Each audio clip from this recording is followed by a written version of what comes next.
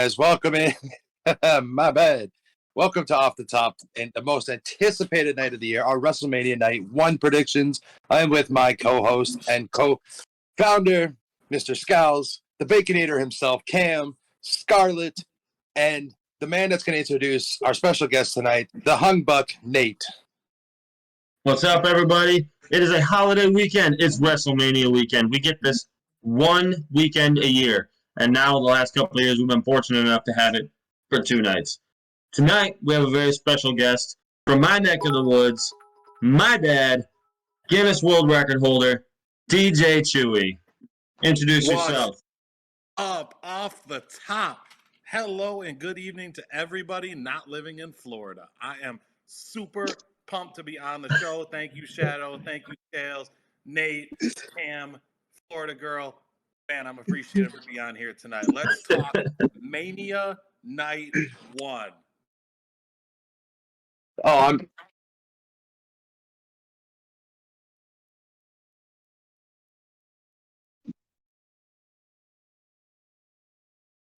Nice, man. Super pumped. Super pumped. Scarlett, Cam, how we feeling tonight? I'm pretty good, man.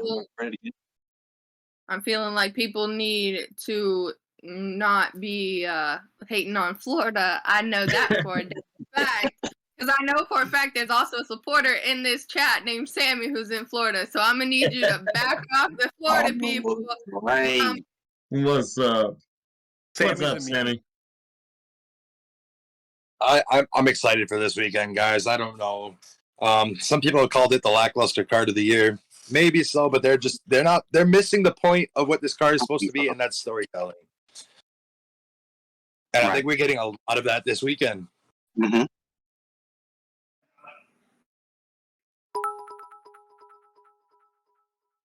You know what else they're not ready for? Oscar! Well played, son. Well played. Yeah, no, I agree with you guys. I think the card is highly underrated for night 1. Oh, We're yeah. going to see a lot of very technical in-ring skills used. I think wrestling is going to win night 1. For sure. I'm hoping so. So getting into that, does anybody have any thoughts they want to get into before we start predicting our thoughts and stuff before, like how the year has gone since last night Mania to now? I mean, I think we're still in a big state of transition. I don't think that the final remnants of the Vince McMahon creative era are gone. I think one of the biggest things about that is the fact that Roman Reigns is still champion. I get it. He's been a wonderful champion, one of the best champions, probably the best champion WWE's had this side of the year 2000. I'm just going to throw that out there. I think that's fair to assume, though. That being said, I think the showcase matches really have a lot to be desired. I get it. They want to get some of the big names on the card who don't have a match, but at the same time, it's just they're just going to be like quick 8-9 minute sprint matches. So I'm not a big fan of those. Other than that, the rest of the card looks fantastic. Fair enough. Cam, you have any thoughts? Yeah, kind of playing off what Nate said. I think this is kind of like a passing of the guard kind of thing. He had said, the remains of the Vince McMahon era are not technically over. So I think after WrestleMania, I think we're going to see Triple H really sink his teeth into more creative after WrestleMania. So it'll be like a new era after WrestleMania. Right. For people who complain about this card or whatever, I think they don't know how to handle how much storytelling that we have going into this card. I think this is the most storytelling we've had in a WrestleMania card in a while, like some years. So it's too much for them to handle on one card. So, but yeah, I definitely think like Chewy had said, wrestling will definitely win night 1. So, but yeah, it's going to be an amazing night. I love the card. Honestly, I love the build up they've had for both night 1 and night 2 cards. So I think it's going to be a great WrestleMania. This is probably going to be one of the best WrestleManias I think we've seen in some time. Oh, yeah. Right. Scarlett, any thoughts? I know you're newer-ish. You haven't been watching since last Mania. But given your time watching, what do you think between when you started and now? I've done a lot of my research dealing with WrestleMania. I haven't finished all of the WrestleManias because obviously that's a lot. but I have finished a lot, and I am very, very excited to see my first ever WrestleMania as a wrestling fan. This is my first one, and I'm very excited to see what they're gonna pull off. I'm excited to see the stage. I'm excited to be a part of like the action and like be a part of like, hey, what's going on? I'm excited to see what's going on. I'm excited for Logan Paul's birthday present. So I'm excited to see everything go down. I'm really, really, really excited. I can't express to you how much wrestling has literally changed my life for the better, and I really, really can tell that Triple H is 100% already starting to sink his teeth in, like everybody else is saying.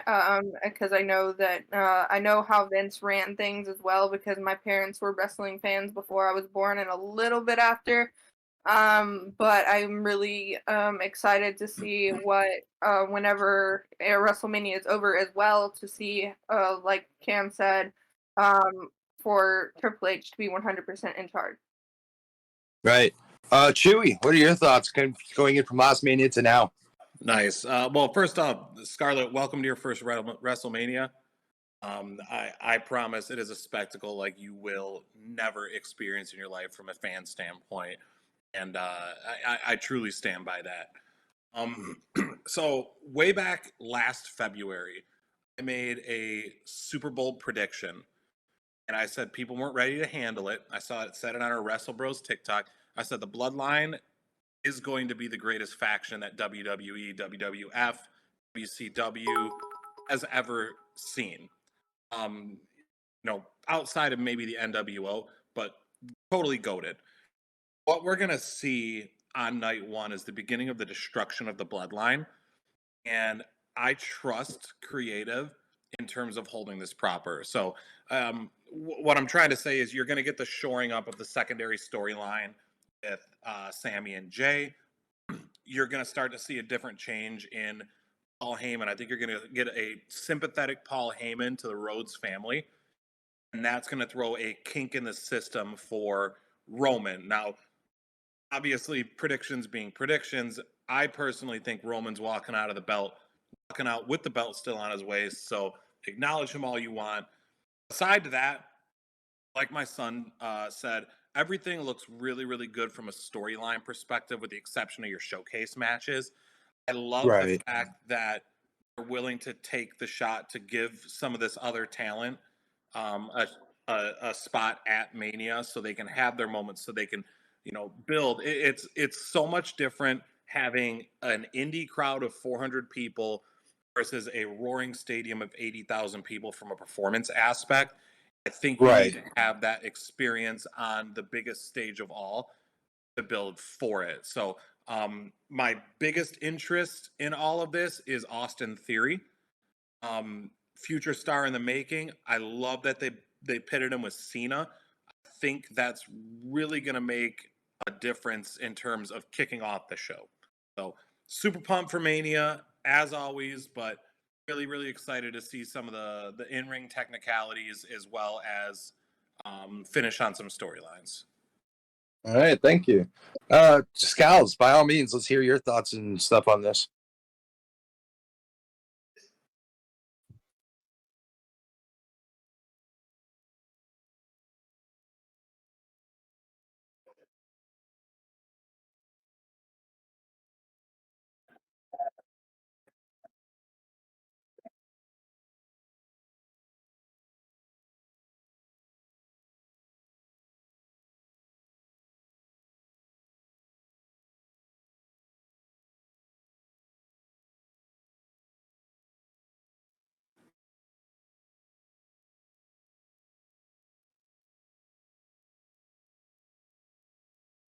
Seven six. Yeah.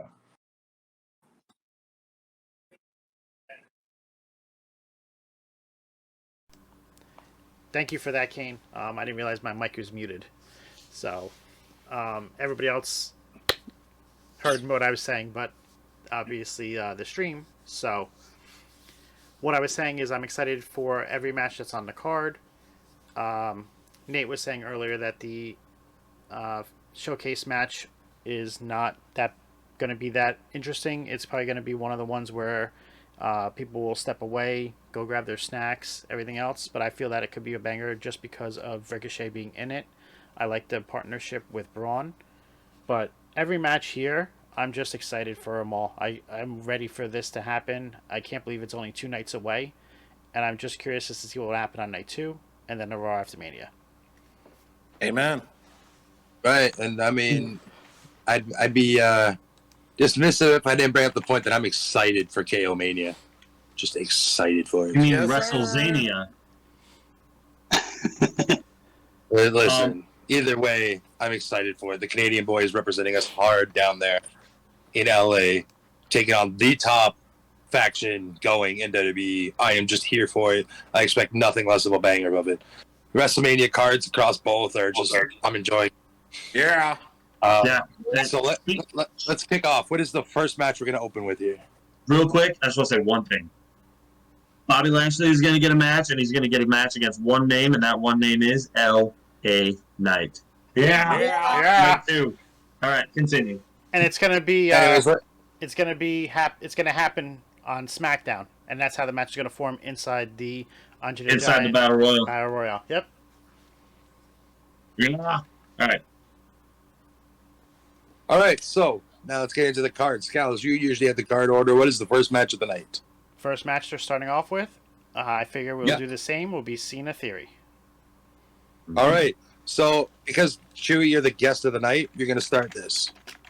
Nice. All right. So, highly anticipated return of one Mr. John Cena. Shout out to Canadian legend Santino Marella with the John Cena. I mean, we're in Michigan. We're practically in Canada, so mad love in Gretzky. Anywho, so what I really love about this match is Cool. Cena's not afraid to job to people at this point in his career. Theory, since growing the beard, which I consider to be his change from being a Vince McMahon guy to a, Austin Theory man. I really like everything he's done since. In-ring work, amazing. Mic work, a lot better. His actual non-kayfabe interviews, you find out that he's a really interesting person, but more importantly, that he's a student of the game. What better to pit him up with than possibly one of the greatest on the mic of all time, John Cena, and allow those two to tell a freaking story. Prediction-wise, I'm going A-Town down, retain the U.S. title over the 16-time champion, John Cena. John Cena. All right. Going off Chewy, Cam, let's take your take on this. Okay, so I don't really expect this to be a long match. I think that's why it's opening. I think they kind of know. I don't know. I think it's a way to protect Cena in a way. So they don't really expect him to put on some 30-minute banger. So I think that's why this is first. But regardless, I think this will be a decent match. Obviously, I'm thinking Cena does not mind in this stage of his career passing the torch, and I think that's what this match really symbolizes, is a passing of the torch from Cena to Theory. So this is obviously one of those culminations.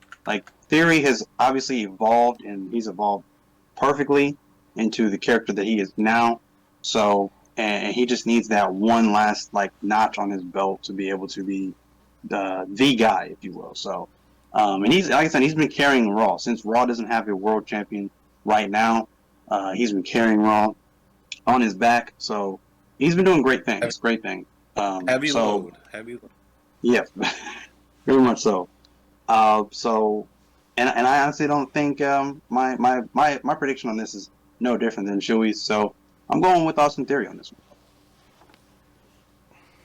A-Town. All right. The red shirt, black hats continue the tag team duo there and predict the same matchup winner.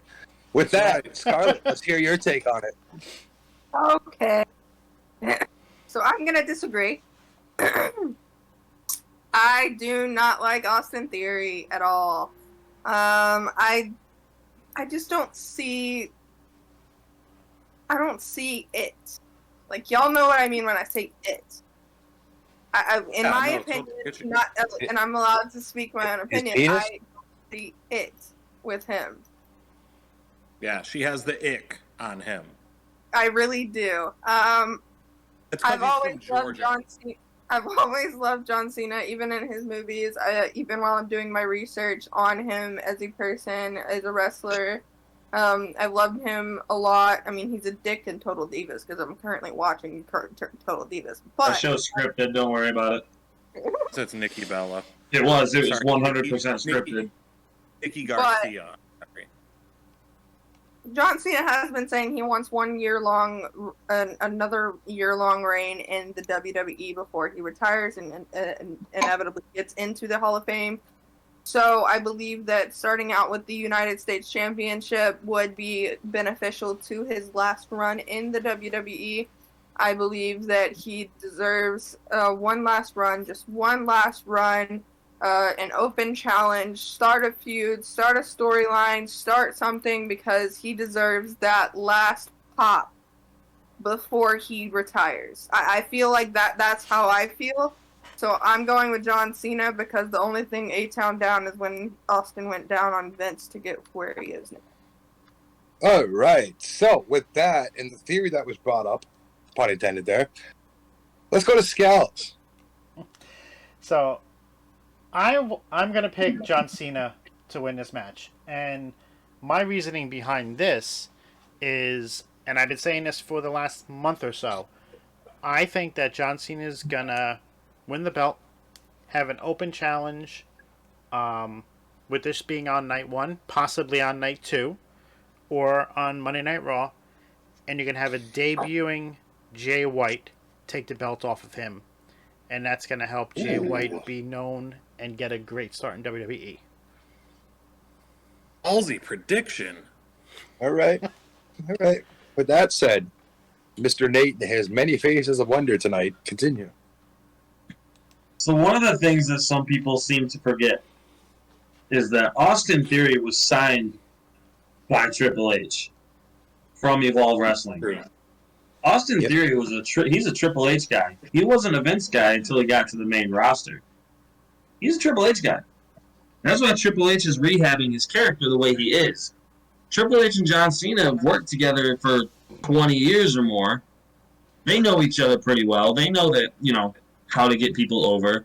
That being said, John Cena is not a guy who needs that victory. And I think I was kind of going back and forth with this because, John Cena's music is going to be the first thing we hear tomorrow night. He's going to enter first. He's going to get the crowd fired up. And they probably want the crowd to be fired up after that match. So they probably, a lot of people are thinking, John Cena could win that match. There's still a very large fan base out there that does not like John Cena. You can hear them every time he shows up, even when he's getting these big pops.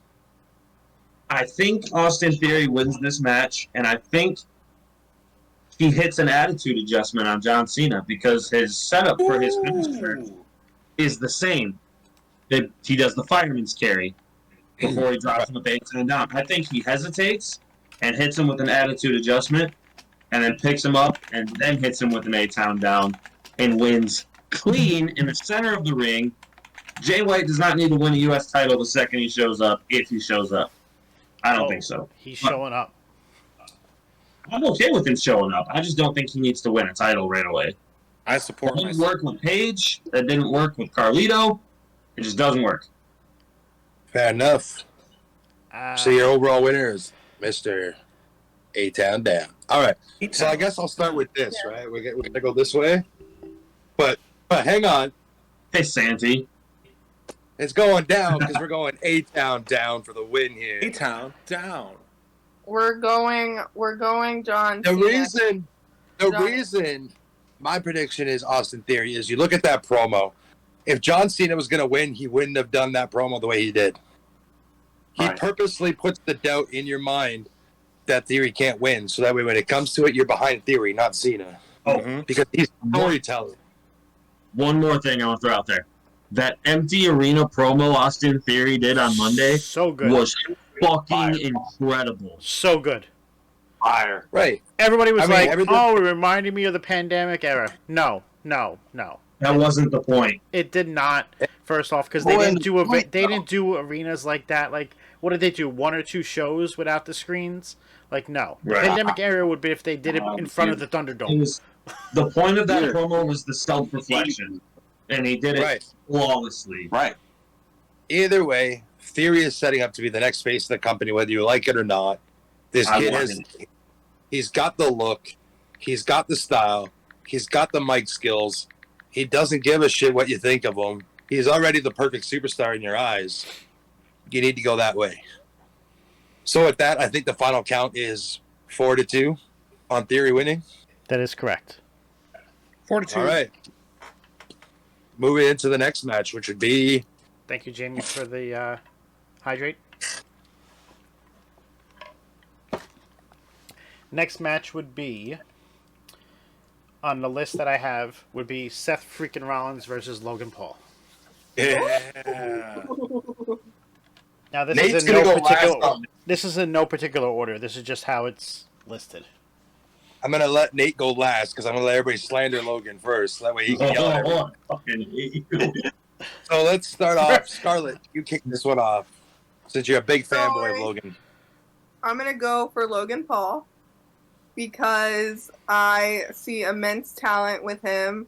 I see him winning so much. I see him re-signing to the WWE.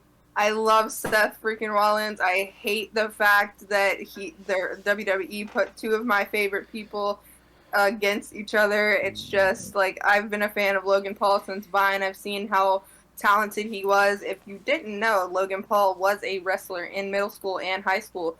So the more you know, he's always wanted to do this. He's always wanted to be a part of something like this. His athleticism is severely impressive, and if you think that his athleticism isn't and his tenacious ability isn't, you're on the wrong side of the world, because that's no, you're just ignorant at that point and just are a Logan Paul hater. He's wonderful. I've seen nothing but pure talent with him. I even took my biases out whenever I was just focusing on his wrestling skill. And I see so much of him. I feel like this match is his defining match again. Another one of them, at least, because he had a really good defining match with The Miz. So I'm going to have to go with Logan Paul. I love Seth, and I know that Seth deserves a WrestleMania win because he hasn't had one in a while. But I do want to say 110% I know that Logan deserves this, and he's going to be re-signing to the WWE. I see it. I have 20/20 vision. Even these glasses aren't for prescription. These are for light sensitivity. I have 20/20 vision. I got this. All right, Scals, your thoughts? So I'm probably one of the few people in here that loves Logan Paul. Like, I just love everything he's about. I like him on the mic. I like him in the ring. That being said, he is not winning this match. Especially after the promo that Seth just said, "Oh, I look like a clown if he beats me, everything else." And then Logan Paul coming out saying his contract is up, which I don't think that's true, because when it was announced, he signed a 3-year deal. So unless something has magically changed in contracts where it can be altered after it's signed, I think he's just trying to put doubt in people's minds. That is a possibility because when Triple H took over the regime, he said it's on performance base every 3 months now. Yeah, but that's more. That was supposed to be more for I'm NXT. just relating. There is a contract change, and it's in the actual main roster now. So Why is Hit Row still there? Is Wyatt who? Why is Hit Row still there then? anyway, I cannot wait for that crowd to sing along with Seth Rollins, because that is going to be insane. But I am picking Seth Rollins to win this match. all right, so it's 1-1. Let's go over to Cam.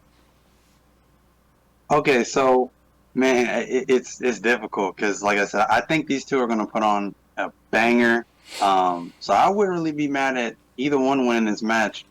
I'm going to say something that I'm surprised nobody else has said so far, but in terms of this era, like Seth Rollins is Mr. WrestleMania now. Like every WrestleMania match he's done so far, he's put on a banger. He always comes out with the fire gear, like fire entrances. Like he's basically Mr. WrestleMania now. So he always steals the show. He always finds new ways to up his performance and create new WrestleMania moments. So I'm gonna go with Seth Rollins. Honestly, I think he needs a win to put himself back on top and be Mr. WrestleMania of this era that he is. So I'm gonna go with Seth though. I won't be surprised if Logan wins, but I'm gonna go with Seth Rollins, and I think this is obviously gonna be the match of night one. All right. With the hot tag, he goes over to Chewy. Yes, sir. Tag team partner. That's my boy, Cam. Just an FYI, while I was listening to other people talk, I put 1.3 thousand likes on Nate's TikTok feed. So if you're in that room, shoot my son some likes. That's my big special boy. And speaking of big special boys, Scales, I can't believe that you said majority of people in here don't like Logan Paul, because I can count 1, 2, 3, 4. I'm not going to speak for Shadow, but possibly 6 people in this are Logan Paul fans. Here's why I am a Logan Paul fan. Logan Paul lives his gimmick. It is his life. He was built to be a WWE wrestler. And you know what else that boy has? Freaking work ethic. He hates to lose at anything. So, with that said, you think I'd be picking Logan Paul, right? But Logan Paul has too much respect for the business to come in there and take the over on somebody who is an absolute crowd favorite, deserves to be there, and shows out every single time he's at Mania. So I think this is going to be the second best wrestled match of the night, next to Sami and Kevin and the Usos. I think it's going to get a very good chunk of time, and you're going to see all the hard work that Logan's been putting in really manifest itself in a feud that has been perfectly set up, and 2 ring workers who are willing to sell out for the largest crowds in the world. Give me CrossFit Jesus, Tyler Black. Seth Rollins is going over Logan, but Logan is going to look stronger than ever. I'm going to hot take it here, guys. They have potential for a 5-star match in that one. Absolutely. With that being said, I don't think Meltzer's going to agree because it's Meltzer. But I agree. It's not the Tokyo Dome. I love both of these skilled athletes, man. And Logan has shown that he belongs in this company. He has shown he can compete. But then credit to where credit is due. We have Seth Rollins, who should by no means be anywhere less than the main event, doing these things and putting on shows because he understands his role in the company and the growth of his own character. I think in my head it's Seth, in my heart in my head it's Logan, in my heart it's Seth. I don't care for the outcome either way, but if I have to predict, I'm taking Logan because he's owed a big match at the event, if you ask me. With that being said, we all know Seth likes to get under people's heads. I feel like Seth's going to come out with the beanie that Logan wore in Japan, and as far as I'm going with that comment. So something of that might happen to get in his head a little bit and screw with him, you know. But with that, that's my prediction. So Nate, take it away because you're the ultimate booster for Logan. I'm upset that no one slandered him, so I couldn't yell at you all. Anyways, Cam and I actually tend to disagree on a lot of things. I don't know if you've noticed that, but Cam and I disagree quite a bit. But there is one thing that we agree on, and this is coming from somebody terrible. that, yes, also. Mr. WrestleMania is and always will be Shawn Michaels. This is coming from the biggest Shawn Michaels fan you're ever going to find. That's me. That being said, if there was any person who is this generation's Mr. WrestleMania, it is only Seth Rollins. Only Seth Rollins. He has had, 8 matches at WrestleMania? Every single one of them has been an absolute banger. He took the greatest RKO of all time in his first WrestleMania singles match, and then created most likely the greatest ending to a WrestleMania ever, if not top 3, by cashing in on the same god-dang night. And it's just been nonstop bangers since then. Like, Seth Rollins is he's been my favorite worker on WWE's roster since he got called up. And I love him. Logan Paul, like Casey was saying, like Chewy was saying, respects the business way too much. He came in, he clearly put the work in. He continues to put the work in. He continues to just get better and show out every single time he steps in the ring, and yet people still were booing him, even as a babyface, until he got in the ring. Every time he gets in the ring, they're cheering for him by the time the match is over, yelling, "Holy shit." Every single time that's happened. But he's not winning this match.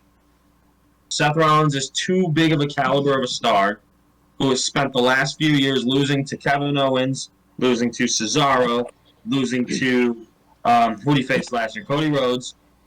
He needs a big win on this big stage, and he's arguably the most over babyface on the roster not named Sami Zayn. So I think Seth wins this match, but I bet they go about 18 to 20 minutes and tear the freaking house down. Right.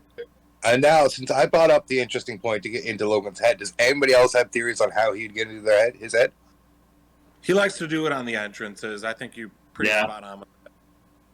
What if he comes out with Seth Rollins' entrance? His theme. Logan at Seth? Oh, I don't know. I don't know. Logan's not that kind of guy.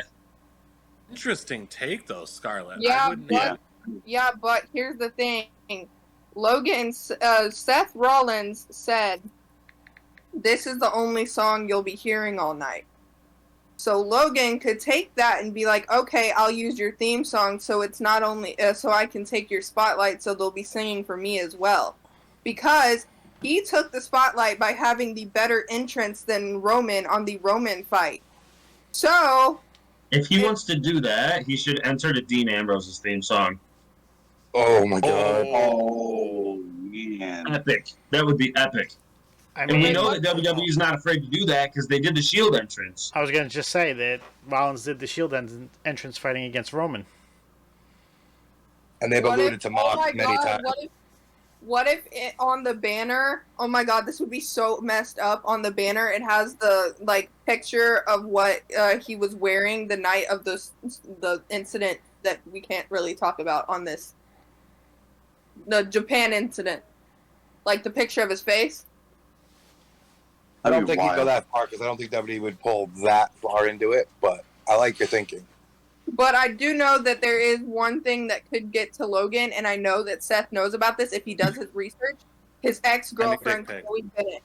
There's a girlfriend. I thought the same thing. Chloe Bennett and Josie Canseco, his ex-girlfriends. Those two get to him. He might have a new girlfriend now, but what if Seth Rollins comes out with Chloe Bennett or Josie Canseco on his arm? Bruh. I don't know if Becky would like that. No. But anyway, But it's totally evil. We've definitely given some crazy thoughts on this. Let's move on to the next match.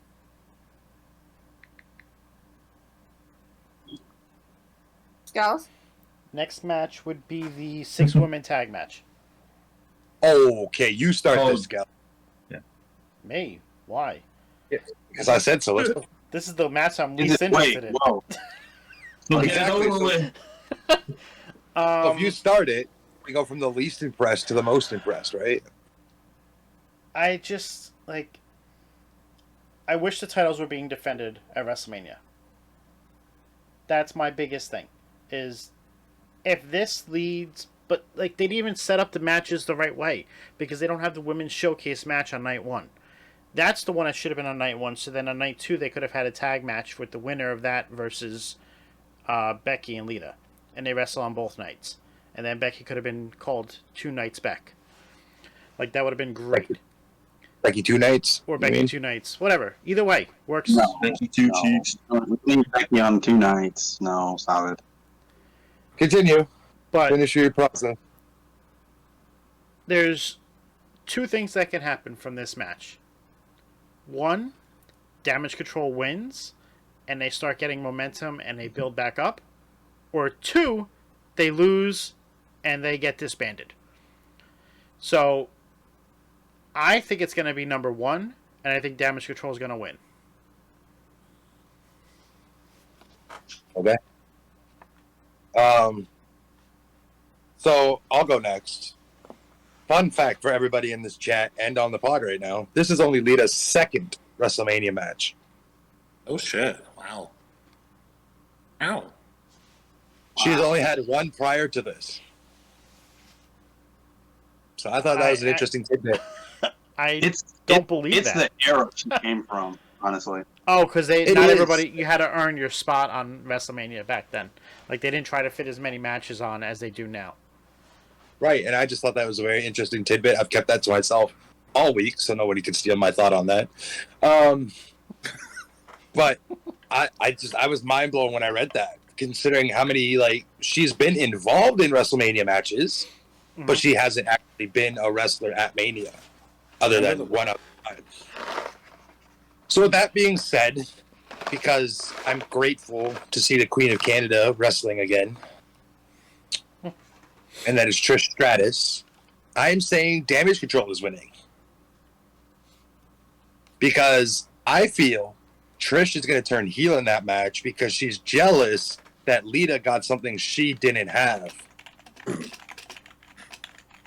Because there's always that rivalry. You can't just dismiss it. They're friends, sure. But they're the greatest rivals to ever touch the women's division. So with that being said, and Trish said that if she had to make a Mount Rushmore, Bayley is on it. Damn.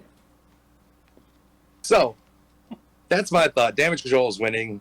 I love Lita. I love Bex. I love Trish. But that is just an explosion waiting to happen. And Nate's sitting on his hands. So Nate, go next. You said that Lita and Trish is the best women's rivalry in the history of the WWE. My opinion. And I respectfully, in terms of storytelling, match quality, and pure emotion, I think Bayley and Sasha Banks wins that fight now. Okay, that's okay.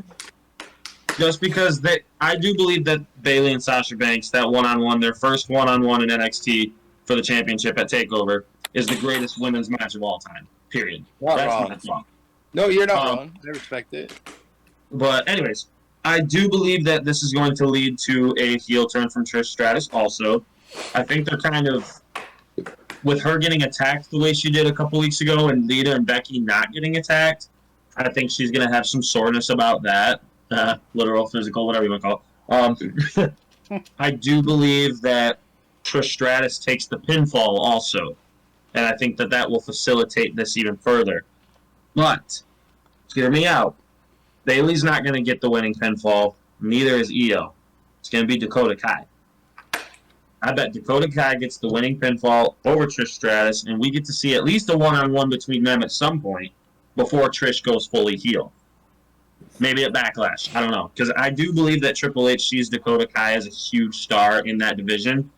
I do believe she will be a huge star in that division, and I think this feud will help her push forward. We know Io Sky is going to be destined for great things. We already know this, but Dakota Kai needs that extra push right now because she's kind of being left behind a little bit. So I do think Damage Control. Yeah. What's that? She's being dummied right now in the situation. Right.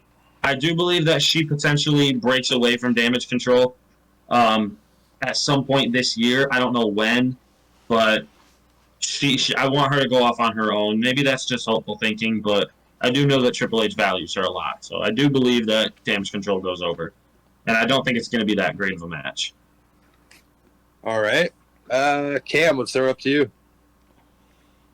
So, it's funny because, and I'm not even joking when I say this, but me and Shadow literally had the same idea with Trish Stratus turning on Lita and Becky Lynch in this match. I had that same idea because, I mean, if you think about it, right now Lita is one half of the women's tag team champions, and yeah, I would think there's going to be some jealousy in that. So Trish is not going to like that, and it's just kind of like why, it's like, in Trish's standpoint, it's like why should I help you guys? Like, you guys have gotten something or got an opportunity that I never got in my career. So, yeah, honestly, I could see that happening and that causing Damage Control to win. I think Damage Control needs to win, and that's who I'm picking to win this match. Because, I mean, honestly, it looks ridiculous, in my opinion, that Lita even holds a title this stage in her career, because I'm all about, this generation and pushing the new, younger, up-and-coming talent. So for her to have a championship of any kind in this stage of her career, it just looks odd to me. It almost, I don't know, it just looks odd.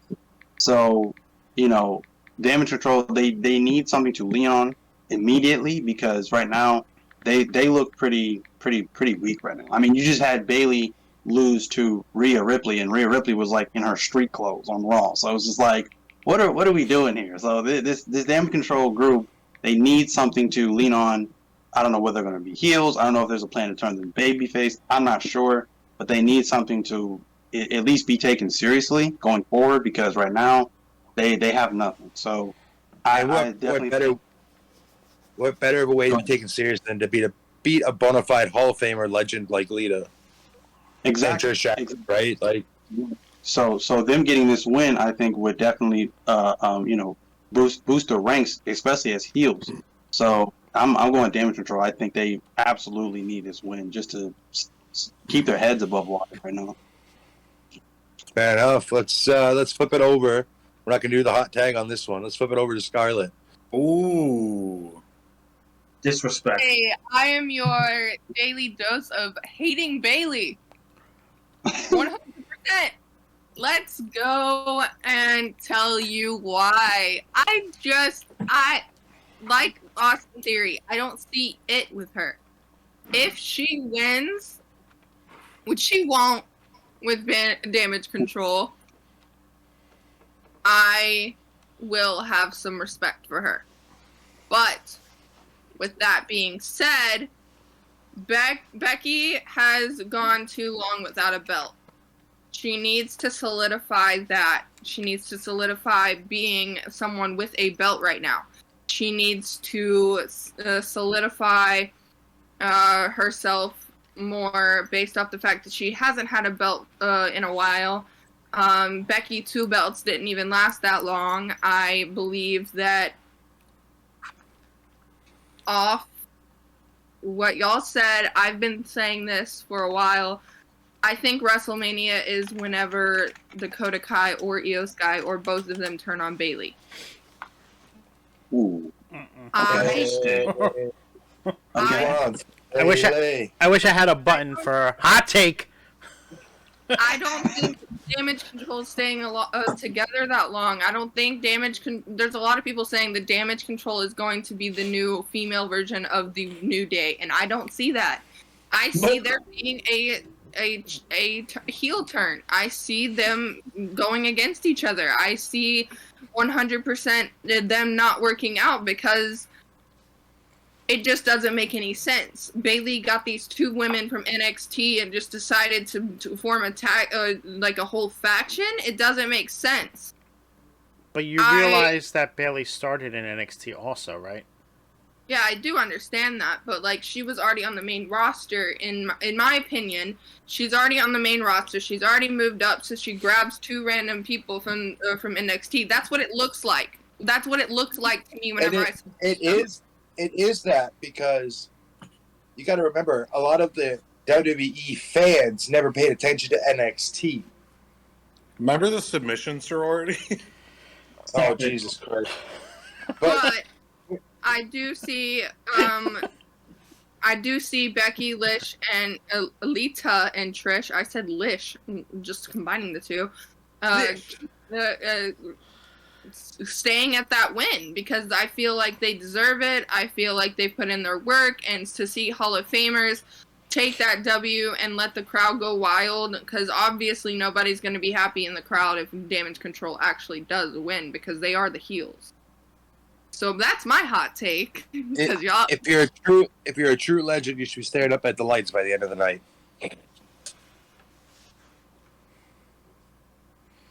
My That's take right. on that. And before we hand it over to the reins to Chewy, I just want to say, hey, Bailey. Ooh, No. I want to know, would you be my girl? All right, Mr. Chewy. What a beautiful serenade for a segue, Shadow. I am super honored from my neighbor We to the want some north. chewy. Ooh. So, you guys, you know this is WrestleMania, right? If there's one thing we know about WrestleMania is that if Vince McMahon is within 500 feet of the building, at least one storyline will be screwed up. This match, Probably. this match right here has Vinny written all over it. Incident Kennedy McMahon will absolutely ruin Damage Control with this match. Here's what happens. Vinnie Mac says, well, you know what? We really need a legend to come back and win this match. It's not going to be Cena. Theory's going over because he's a Vince boy and because Theory deserves it. Damage Control is not going over in this match. He's going to give it to the legends. He's going to keep those tag belts on Lita for as long as he possibly can. And you're probably going to see maybe some infighting between Becky Lynch and Trish. I think you end up having a feud between those two. But I'm with you, Shadow. Hang them up, girls. Please let the kids play. That's all I got. Fair enough. Lita and Trish to main event WrestleMania 40. Oh, God. Oh man, I'm 40. Yeah, this is a Vinnie Mac match. No, and that's fair.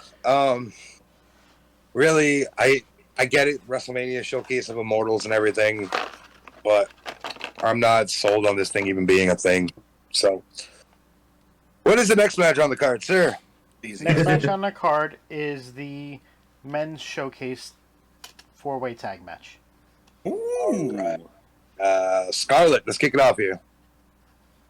I have one of two teams winning this based off of what I've seen. I'm going to talk about the two that I don't think are winning first. So, Alpha Academy, not winning. I do not see that happening. They are already foreshadowing a end to that based off of the whole Otis thing.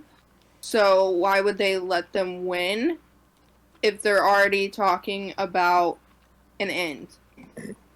And Viking Raiders, they're not on TV enough to even deserve this WrestleMania moment. I'm even going to be 100% right there. They don't deserve to be on WrestleMania. They don't deserve anything like that because I have not seen anything that I like. I don't like them at all. I feel like they are the most cringy thing other than Hit Row.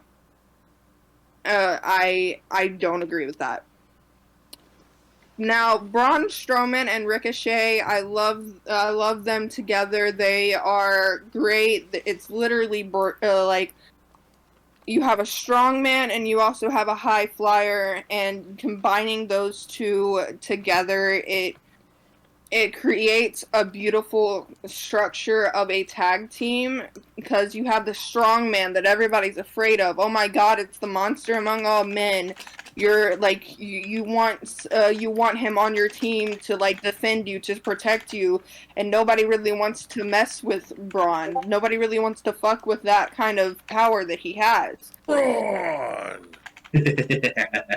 Like nobody like. Braun I know someone personally who met Braun Strowman 3 weeks ago, and he was even scared to talk to him about business because it was at his job. It was wild. But Ricochet is a very huge talent, in my opinion, because his high-flying skills, everything that he has done, like that thing with Logan Paul at the Rumble, holy fuck, that was amazing. And then with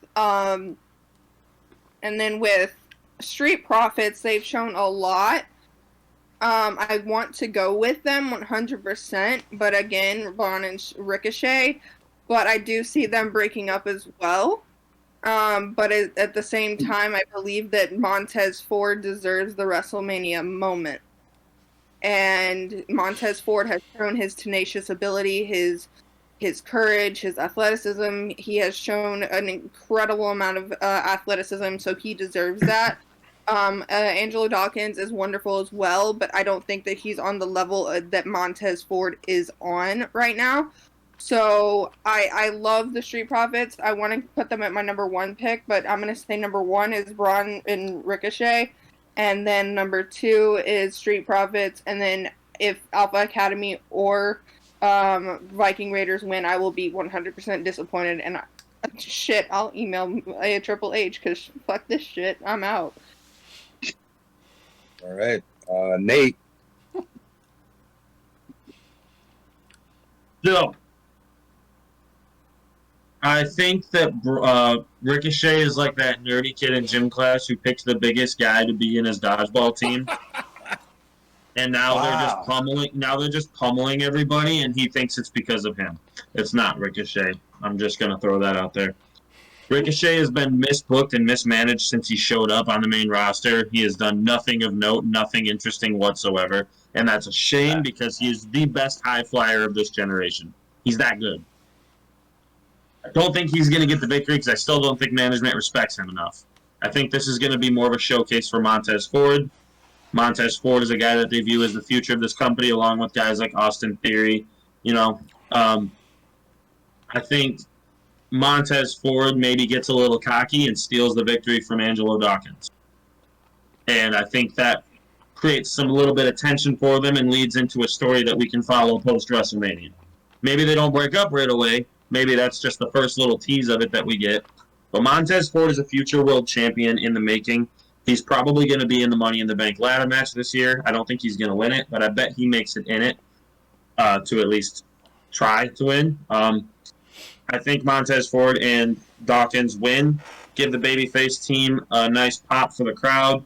They're a lot more popular than any of the other tag teams in this match. And if the true meaning of this match is for a showcase, Montez Ford is the guy that they're going to showcase the most. Fair.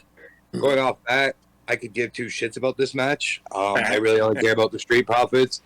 Originally, I had a thought that because, Otis isn't really going to be pairing with Chad Gable anymore, I figured maybe that's just a placeholder on the card for FTR to come back and be a surprise comeback. Obviously, that's not the case anymore, considering FTR is wrestling on Wednesday.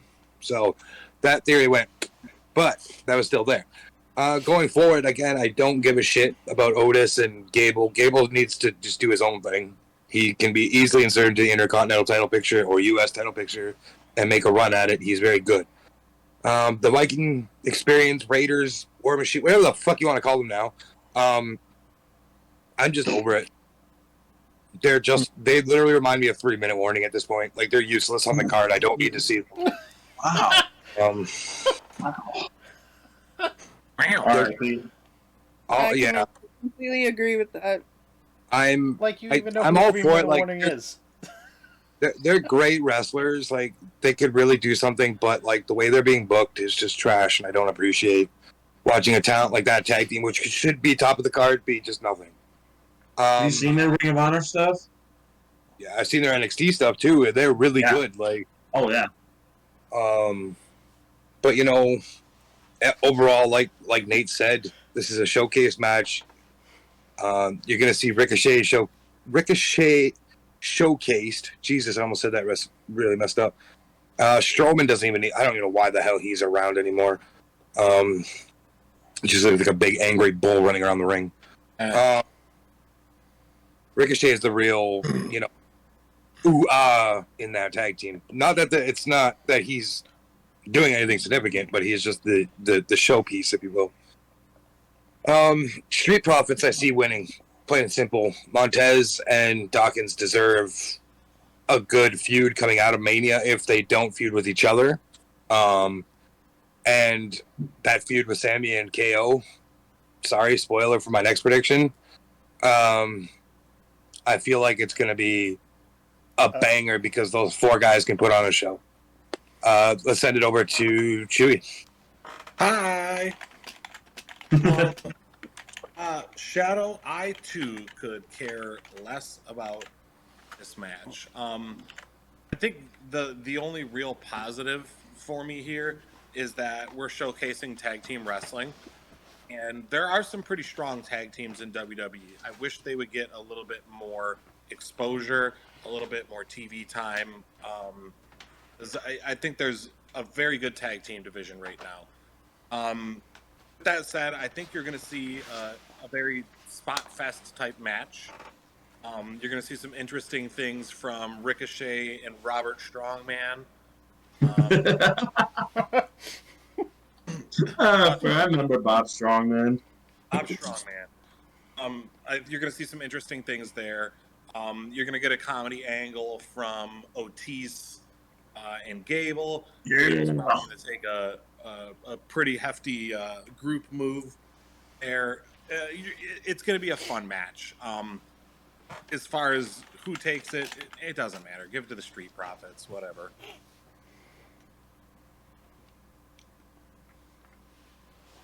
So, yeah. Well, that leaves the hot tag to come in here. Mr. Cameron, a.k.a.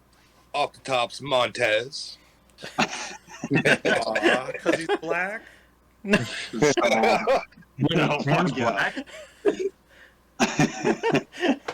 Who told you? So Shadow said it already. Chewy said it already. I don't care for this match.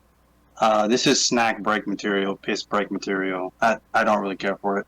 Now, what I'm confused on is what are we showcasing? Like, there's no implications for like the future in this match. I guess I'd care for it more if it said like, okay, this match is for the No More Contendership for the tag team titles. I think that's what they're trying to imply. But they need they need to say that though. I agree. Right. So and that's pretty much why I don't really care for it, because it's not said. It's implied, but it's not really said. Right. Strowman, like I said, I'm with again Chewy and Shadow. I never cared for Strowman really. I'm not even quite sure why they even brought him back. It's a weird tag team with him and Ricochet, because I mean he made comments about he doesn't like the flippy flopper wrestlers or whatever. Now he's with Ricochet, so it's just like Ricochet just looking ridiculous tagging with him. I really think it was a punishment. He's controlling his narrative. I think it was God. a punishment first God. management. Gee. So I don't see them winning necessarily. They've always they just look like an oddball tag team, obviously, but I don't see them winning. Street Profits, I think they have probably one more run in them, and then they're probably going to split them up. I don't know how. I don't know if Montez Ford turns heel or if we still get a draft and they get drafted apart. I'm not sure, but I think we see the Street Profits. You know, this is probably the last days of the Street Profits, honestly. I like Alpha Academy, but Chad Gable is obviously deserved of a singles run right now. I think he could be this generation's Kurt Angle right now. His wrestling ability is amazing, and it just hasn't been showcased properly because he just hasn't been booked properly.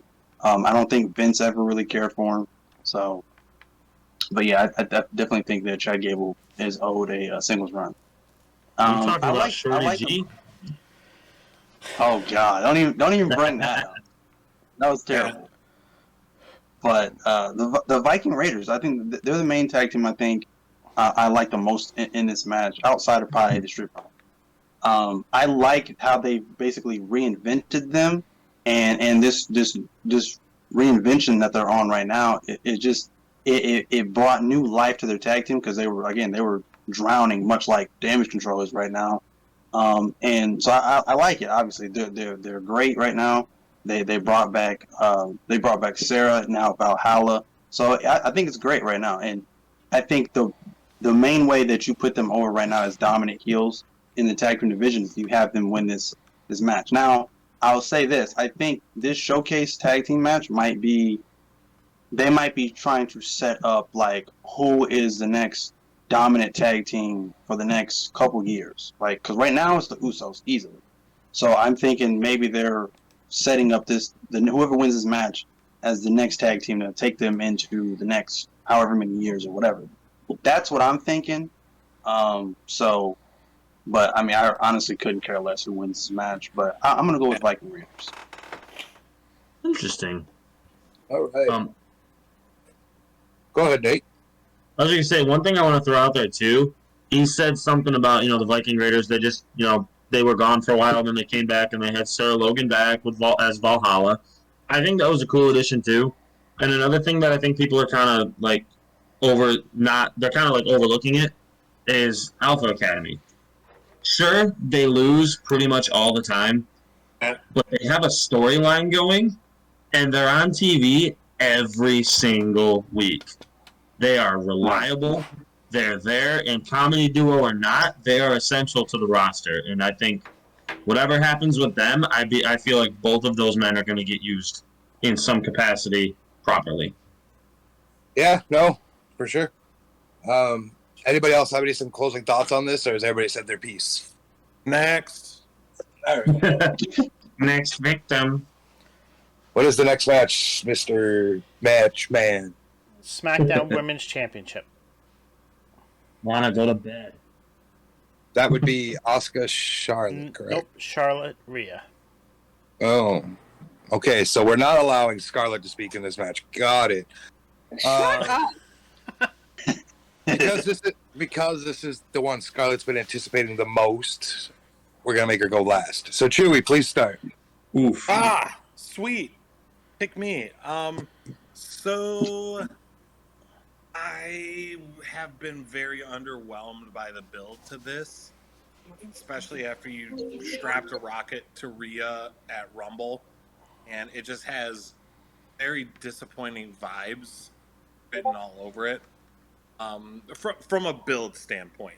With that said, I think you have two of the best technical wrestlers in the women's division right now, and ones that can legit put on power moves.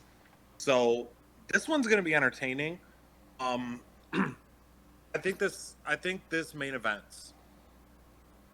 Even with the Sammy and Owens and Usos feud going, that is probably going to be the big blow off. I think you see Rhea and Charlotte main event, and they put on a good match, but it's underwhelming compared to the tag titles. So that's Right, and I hate to say it this way, take it as you will. It's a non-political stance, but in wrestling politics, it's a political stance having the women go on last because they're afraid of the backlash. Agree. Pun intended. This feud to me, it's long-term storytelling, sure, because of the past, but in recent memory, a lot of people forget they even had that match. I mean, you don't, but you do. You know what I mean? Like, it wasn't memorable the first time around. So, I mean, you've basically made Rhea literally the leader of Judgment Day, if you will. I mean, yes, it's Finn, we get it, but like the real fan favorite leader is Rhea, 100%. And you want Rhea to win, and I think that would be the right move. But we're not in the business of right moves sometimes, are we? No, we're not. Told you, So- Vinny's got to mess up one each Mania. I don't even think it's a Vinny decision. I think you have Charlotte go over at Mania and make Rhea really work harder for it. Because the fans all want Rhea to win. And Triple H has said he's not giving in and doing it this way. He starts the pay-per-views with a banger, and he's going to end them with a banger, right? So having Rhea win, sure, sends the crowd home happy night one. But having Charlotte win gives Rhea that heat that she desperately needs right now. gives Charlotte heat and lets them do a flip. Because at the house show I was at recently, Rhea was over more than her opponent, 100%. You can't. The heat there for Rhea just isn't there. It's like Becky going heel. It doesn't work. The fans are too far behind Rhea at this point, and nobody's behind Charlotte as a face. You need to flip them. And in this match is where you get it done. So I'm saying Charlotte gets for that heat. So Cam or Scals or Nate, you choose. I'm gonna go. No. I don't think this is gonna be the main event for night one, so I don't think this is gonna be that moment that's gonna send the fans home happy or angry. So, to me, that eliminates that aspect of it. Charlotte was a placeholder with this belt. It was a way to get the belt off of Ronda, and then onto somebody else. And they didn't want to use anybody on that roster to do so because they felt that Charlotte would be the person that could actually take the loss from the person they want to have the belt. I don't think what they're not going to have, and this is going to spoil something for tomorrow night. They're not going to have both Rumble winners lose. Okay. So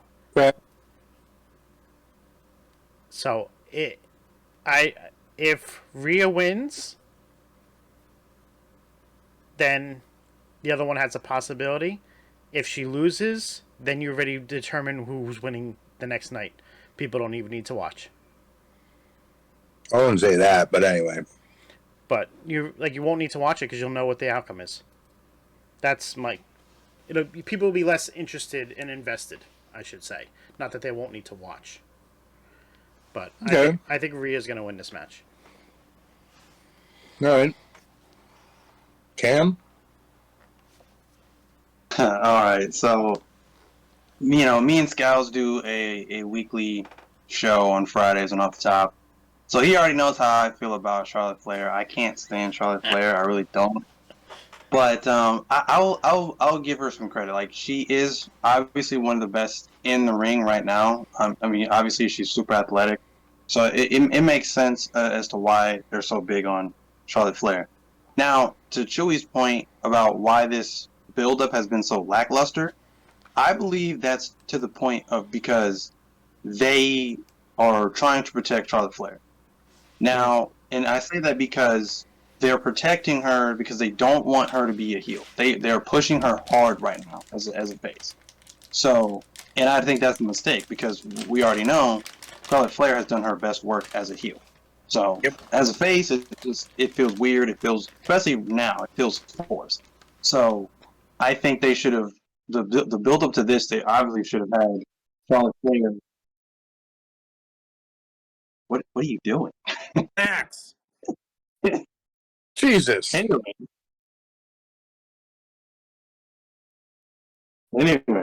so what they should have did with this build-up is they should have had, I don't know, a promo with Rhea's out in the ring. She's talking about Charlotte Flair, blah, blah, and then had Charlotte come out through the crowd or whatever and attack Rhea Ripley, easily turning her the heel in his feud. So that's what they should have did from the start. Because like I said, Charlotte Flair just works better as a heel. And to Shadow's point, like I said, it's just like with trying to turn Becky heel, it just doesn't work for Rhea.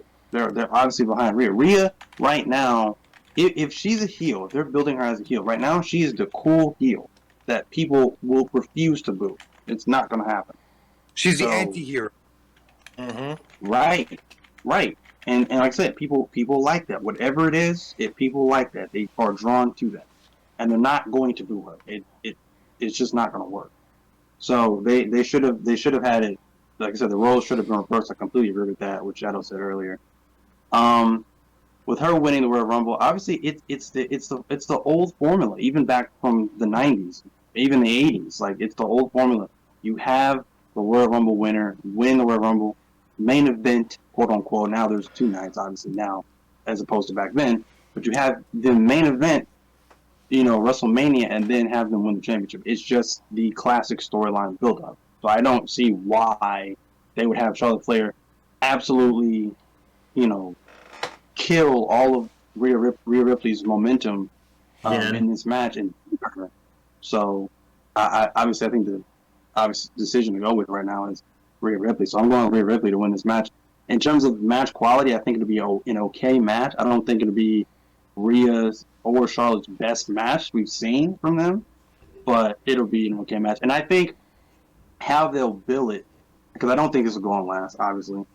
But I think how they will bill it at WrestleMania, and again, this is just my opinion. You can take this with a grain of salt or whatever. But I think how they'll bill it is it'll be like a double main event. So I think this will go on before the Usos, Sami, and KO tag match. So right before that, this will be this match. So that's how I think they'll have it as. Yeah. And if that doesn't sizzle your bacon, he doesn't care. Canadian jokes. But Nate, the last of the men to make their threshold here. Let's make a strong argument. Yeah, a couple things. Rhea Ripley is a lot like this guy here on my shirt, Kevin Owens, where she can be the most despicable heel on the planet, but because she's so damn good, she's still going to get cheered. She's still going to sell merch because she's that damn good. Charlotte has a history of winning matches at WrestleMania that she probably shouldn't be winning. Asuka. Cough, cough, Asuka. The first time she faced Rhea Ripley at WrestleMania. And then arguably last year, she shouldn't have beaten Ronda Rousey. But here we are. I'm not going to get into how I feel about Ronda Rousey, but she shouldn't have lost to Charlotte Flair last year. That's all I'm saying. That being said, a lot of people think because she's Ric Flair's daughter, she gets pushed the way she does. I disagree. She definitely got her opportunities to be in the business because of who her father is. But let's just not sit here and pretend that that's the only person that's done that. Randy Orton, all of Rikishi's kids, Roman Reigns, people like that, they all had parents in the business who brought them into the business. Dominic Mysterio. But Charlotte Flair, whether you like her or you hate her, she is the glue that holds whatever women's division she's in together. She's that good. She's that talented. She can take anything and spin it into a 4 or 5 star match. Anything. She got good matches out of Ronda Rousey. She's gotten great matches out of all the horsewomen and Bianca Belair, which we need more from them. I agree. We need to see them face each other more. But Charlotte can wrestle anyone and make them look good. Anyone. She's a better in-ring performer, and this might get heat. She's a better in-ring performer, and I'm saying strictly in-ring, than her father ever was. And I will die on that hill. Anyways, I do think this is the story that is being told of Rhea Ripley righting the wrong that happened to her the first time around. Rhea Ripley is as over as she's ever been right now. She is dominant. She has the credibility behind her right now. I've said this before, I'll say it again. Nobody has benefited from the Judgment Day as much as Rhea Ripley has. Nobody. Dominic. Yeah. I still think Rhea Ripley edges him out a little bit. I think Dominic's been doing good. Especially lately, Dominic has been on fire. I will say that. Absolutely. Nate, I bet you she does edge him out a little bit. Shut the fuck up. But, picture that. Hey, it's funny. In the spirit of spoiling our Night 2 predictions a little bit too, I think this is the Judgment Day's WrestleMania. We're going to see them sweep their matches. And I think it starts with Rhea Ripley putting on a dominant performance, riptiding Charlotte Flair not once, not twice, but 3 times in the middle of the ring, just to emphasize that shit, that she should have won the match back in 2020 in the first place. Where that leaves Judgment Day moving forward, given that she's a Raw superstar, I don't know. I'd trust Triple H to figure it out. Rhea Ripley's winning. I think to add to that, I think if, again, a really big if, we're still getting a draft, I heard they're moving Judgment Day to SmackDown. I'm cool with that. Well, we also might be seeing Edge there too, considering Toronto is hosting SmackDown in a couple months. So, and Edge has already said August. I mean, I uploaded the clip, or we uploaded the clip that Edge said that this time next year, it's pretty much it for him. So, that going forth, we're on to the next match. Oh, wait, Scarlett, you wanted to talk, right? Yeah. First of all, I knew that we were talking about night 1 tonight, so I decided to pull out the merch that I got. Let's go. You know, I just gotta rep my girl all the time. I got another shirt in my closet. I'm gonna be repping my girl all weekend long, cause that's my baby. Got her Funko Pop on my dresser. That's my woman. That's my mommy. Love her to death. But I will say, even though my girl is going up against Charlotte Flair, and I've been in character basically hating on Charlotte Flair. Like, I have been on point, just roasting the hell out of her. I will 100% say that I am very, very impressed with how Charlotte Flair is in the ring and as a performer, as an entertainer, as anything like that. She's a great wrestler. She's a great person. She's more than just Ric Flair's daughter. She's made a name for herself, and I'm proud of her for that. But it's Rhea time, everybody. It's Mommy Mania. It's time. Vader time. It's Mommy time. It's Kevin Owens time. call it anything but WrestleMania. We don't believe in Rhea Mania. It's Mommy Mania. It's No. Mommy No. Mania. It's No. WrestleZaynia. WrestleZaynia. That's it. Nothing else. But I will say that I do have Rhea because she should have won in 2020, and I am so excited to see what she can accomplish as a champion, because she's never had a real long championship run, and she deserves that. She deserves to have a longer championship run. I want to see what she can do with the belt around her waist, around her what's it called, around her on her shoulder, everything. I want to see the amount of power and brutality she can bring to the world with her having that championship around her waist. And it just makes me so proud that she won the Royal Rumble based off the fact that she started out at number 1. She outlasted all of those women. She got every, like, y'all can tell everybody listened to her when she said "get her out," talking about Nia Jax, and I just feel like she's a brutal force in the WWE and in the women's division. I feel like Rhea Ripley is wonderful, and proud is an understatement for Rhea right now, because she is wonderful and just tenacious and everything like that, and I cannot wait to see what she does as the new SmackDown Women's Championship, and you will call her mommy. I have one thing to say real quick before we move on to the main event. Yes, Rhea Ripley went from beginning to end in the Royal Rumble, but so did fucking Liv Morgan. And Liv Morgan is being relegated to a bullshit tag match. And Liv Morgan has been showing up and showing out for the last year. And I think she's being... We have 2 more matches, not 1 more match. We have 2 more matches. Yeah. I feel like she is being cruelly disrespected. Yeah. But anyways. What? You're not wrong. What? You're not wrong. I feel Liv Morgan was very tenacious in that Royal Rumble. Anyways, the next match I believe that's on the card that I can think of would be Ray Dominic. Is that night 1? If we go in the order of that I have listed, the Undisputed Tag match is actually next, and they have Dom versus Ray as last. That's obviously the final subject of the night. So Ray Dominic. Yep. So we'll go into We'll do Ray Dominic. Yeah. the family feud. Shadow, if you don't mind, I'd like to go. I have to bolt after this prediction, sadly. All right. Well, before you before you talk about your predictions for this match, who's your winner in the KO Sammy versus the Usos? Oh, Sami Zaynia. All right. Now, WrestleZaynia, man. go ahead with your deadbeat dad father stories here. And Okay. Hey, you can be my dad on this.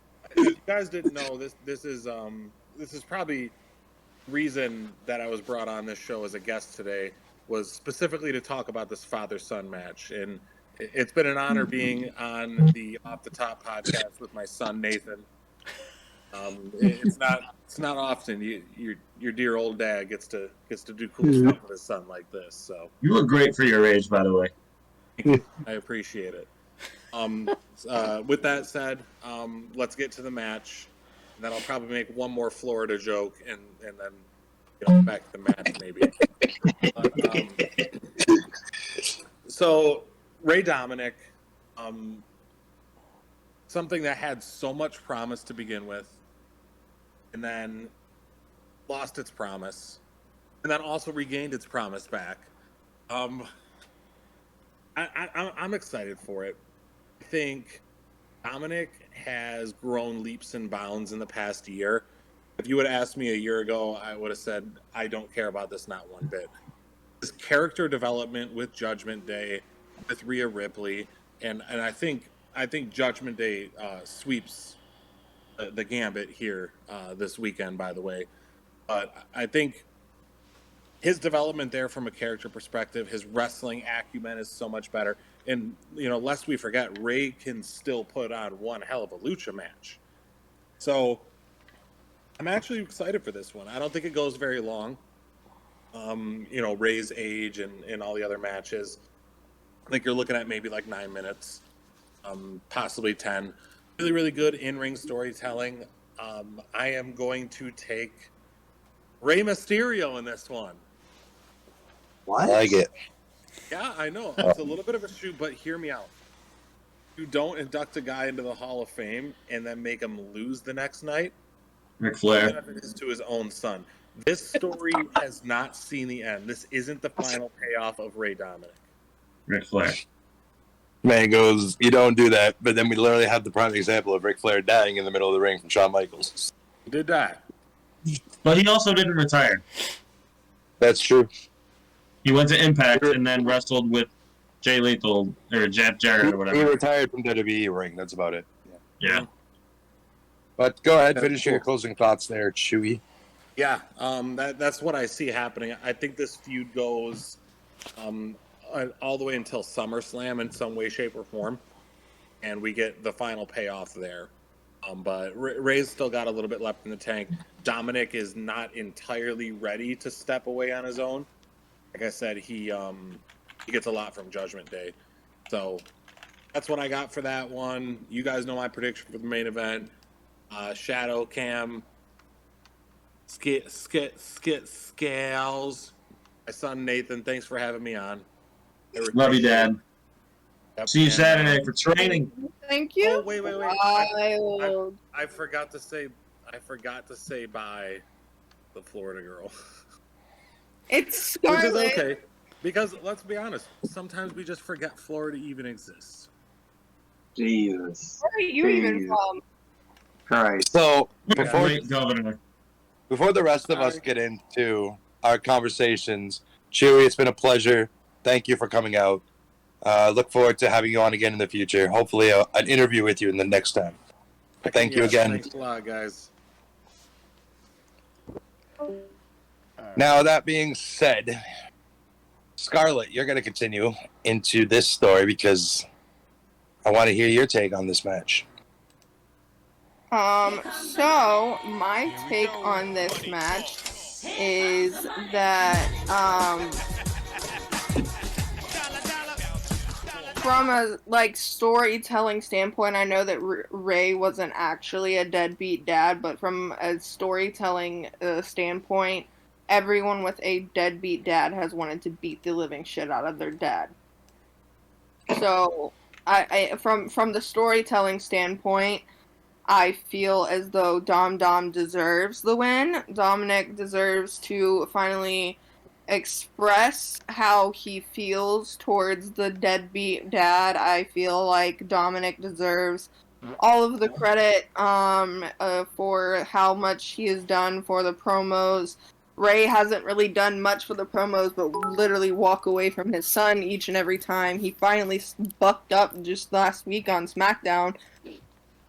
And there isn't much that Ray has contributed to this story, and I believe that Dom has carried the promos, carried everything, and I believe that that's 100% Dom's night. Dom deserves it. Dom deserves that extra push. So I think Dom is coming out with that W.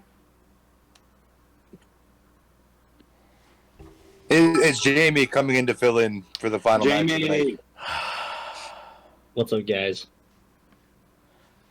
Of course, you didn't tell me that until after I was fixing everything. My bad. But anyways, do you believe in my? I'm just adding before I throw this over to Jamie because we can throw him right onto the stove here. So you believe Dom's the face of the company in the next bit here? You also believe Dom's going to go over in this match. You believe he's the better wrestler out of the two, correct? I don't believe he's the better wrestler out of the two, but I believe that he deserves that extra push. Okay. So with that being said, Jamie, welcome on. You'll be a part of night 2, but you're filling in after Chewy decided he was past his bedtime by 3 hours. But He's being a responsible father, you know. but please, your thoughts on this match, please. My thoughts on this match. Well, you have Rey Mysterio and Dominic Guerrero. The thing about it, you have the ex-con going in, and you're facing a old, decrepit man. The thing about when you're in the pen, and you're sitting there, maybe in solitary, maybe in the yard, you're going to learn a few things. You're going to learn ways to combat. And, you know, he's got some buddies. He has his big man, big guy, right by him, Mr. Damian Priest. Okay. And when you think about this, he's got the backup. Yeah, Ray, being the father he is, he's probably gonna put an ass whooping to his kid. That's what parents do. When they're upset, they gotta whoop that ass. But at the end of the day, when you have a Damian Priest by your side, it's probably going to go in your favor. That's my thoughts on this match. All right, so you have Dom winning. All right. Yeah. Oh, Cam, because it looks like you're ready to like rake your eyes out. Please. Okay, so I don't know anything about Dominic being locked up and all of that, but He's ex-con, man. this match, obviously, it needs to be a banger because it needs to solidify Dominic in the ring. It's kind of like the MJF culmination when he fought Bryan Danielson at Revolution. It needs to be a banger because right now, if anybody has any doubts about Dominic going into this match, he needs to go into this match and prove them all wrong. So they need to put on like a classic Ray and Eddie type style match. So this needs to be the best showing that we've seen from Dominic thus far, his short time in the ring. Going to Jamie's point, I hope nobody from Judgment Day gets involved. I don't Finn, not Rhea, not Damien. It needs to be just one-on-one him and Ray. Why? Because, like I said, I think it'll ruin the quality of the storytelling that we've gotten this far. Ray showing great restraint, not wanting this match, not hitting Dominic this entire time until he disrespected his wife, his mom, and finally laying into Dominic. So I like it. I like the build up. Going off to what Chewy had said before he had to leave. I think the way they set this up with Ray being inducted into the Hall of Fame, I think it's perfectly set up for this to be quote unquote Ray's last match in WWE. Not necessarily his last match, but obviously the passing of the torch.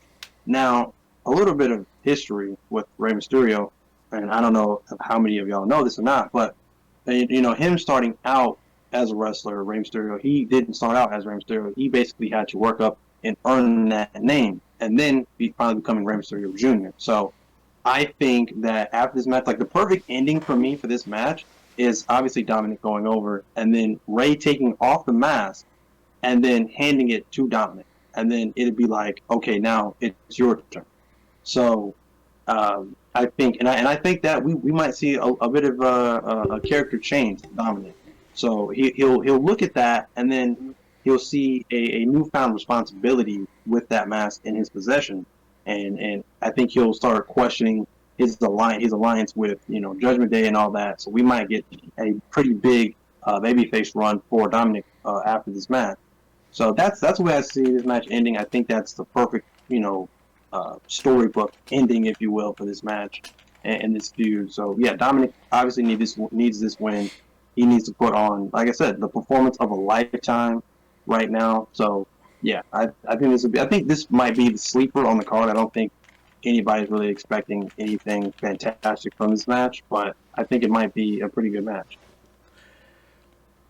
Yeah, no, and just a brief, Haley, you're fine. It's awesome. Don't let Scal shut you down. I'm not. I wasn't shutting her down. I was just like, quote Haley just stop. LOL. Unquote. All right. I'll continue here. Fun fact, considering I'm full of them tonight. The last time LA held a WrestleMania, Rey Mysterio fought there. And can anybody tell me who he fought? Eddie Guerrero. There you go. So we have the similarities between Dom and Eddie now. And I mean, that was fan fiction for a while, and it's still continuing to this day. But now you have Dominic feeding into it and WWE listening to what we're doing with the whole Dominic Guerrero thing. So the fact that we have WrestleMania in LA and it's Dom versus Rey in a very similar-esque Eddie versus Rey situation, because there's a lot of heat there right now, and there was a lot of heat then. Even though they were tag team champions at the time when this last happened, there was heat, because there's always been heat between Eddie and Rey. Just competitive nature between the two of them. So, that being said, I go back. See, I said this earlier, but legends should be staring at the roof, right, by the end of the night. And I think that it's time for Rey to pass the torch on to Dom. As much as Dominic annoys the living shit out of me, that's what he's supposed to do. And it's working, and it's getting over. Maybe not over in the sense of, oh, he's my favorite, but over in the sense of that's what a heel is supposed to do. So I think we have Dom win. And similar to what you guys said, is passing of the torch and the mask comes off, maybe. If not, I think it sets up a match for Backlash where Rey actually retires. So to continue with what you were saying and what Cam was saying, I feel the exact same way. In regards to what Cam said about him passing the mask down to him, after that, that's where we get the Prince Mysterio name. That's been rumored about for so long, and it's all because of the mask. So, yeah. So I think that's where we start to we start seeing what you said. Oh, he gets the mask. He starts thinking about it. He's like, oh, this is a newfound responsibility, and to keep the name going with the Mysterio, he becomes Prince Mysterio. I like it. So I'm picking Dom to win the match as well. All right. Nate, finish it out. If you look outside of the Bloodline story, this storyline between Rey and Dominic is probably the most emotionally charged storyline on this card. Yes, Rey probably was not a deadbeat father, but at the same time, you gotta believe that there's some truth in the things that Dominic was saying, where Rey chose his career over being at home with his kids all the time. That's a real thing. Wrestlers are on the road 300 nights a year. Rey was full-time for 15, 20 years, most of Dominic's life. So you And kind of got including Dominic, cut you off there, including Dominic actually appearing on the show during one of his longest runs. right. And so you kind of have to believe at least part of what Dominic says, where he probably missed his father a lot. And his father probably missed a lot of his big life events because he was on the road 300 freaking nights a year. So, but at the same time, the delusion behind some of the things that he says too, like the whole, oh, you bought me a Mercedes when all my friends had BMWs or something like that. The disrespect he showed towards his mom. The emotion behind this feud is so powerful. Just go back and watch. The only segment you need to watch was last Friday when Ray finally threw one punch at Dominic. That crowd went ballistic. And that says that whether or not they like Dominic Mysterio in the ring or whatever he's doing, they're into this feud. Yeah. The crowd is 100% into this feud, and that pop on Friday night proves it. This is a match worthy of WrestleMania, and I think Ray is going to do the legend thing where he ends the night looking up at the lights. I don't think Rey Mysterio is going to actually retire anytime super soon. Maybe in the next year. Maybe he has one last match next year at WrestleMania. I don't think that this feud is over after this match. I do think maybe some other people get involved. I'm not sure. Realistically, you can have Ray go to and Dom go to SummerSlam in Detroit, and that's the end. Right. Win or go home. Right. Right. And then, so the other thing that I was thinking, I don't think. Yes, they've name dropped Eddie a couple of times in this feud, but if you listen to what Dominic said in his last promo, he said, "I'm going to take the Mysterio name for my own." He doesn't want to be the Guerrero. He says, "I wish Eddie Guerrero was my father," but I think he just said that to piss Ray off. He said he's going to take the Mysterio name for his own, and I think that's exactly what kind of Scales was kind of going off of that, also saying what you were saying with the mask and seeing the big responsibility that comes with it, because Mysterio is one of those names where it's legendary. Like, sure, there's only been one truly legendary Mysterio in wrestling, but his career has been so iconic and so legendary that it might be too much for Dominic to handle. And I think that would be a great story to tell also. So I do agree with Scales on that much. But I do think Dom wins. I think the match is surprisingly good. I don't think it's going to be like, Seth and Logan good, but I do think we get a pretty good match out of it. And I'll add on two things. I think the reason the challenge was laid down, 2 weeks ago by Dom at Mania, obviously the match was going to happen whether we wanted it to or not, because that's just the way it's going. But I think they waited to have Ray give an answer until that moment of when Ray hit Dom, because they needed to hear that crowd to know for sure if it's going to go over at Mania. Yep. And I think, and that was Ray's call to say, okay, now I'm facing it, because he waited for that cue that the crowd was going to get into it and went with it. Secondly, I love how we started this segment on the match with the father and ended with the son. I miss my dad. So, I will tell you, no matter where you go, the crowd was into this storyline.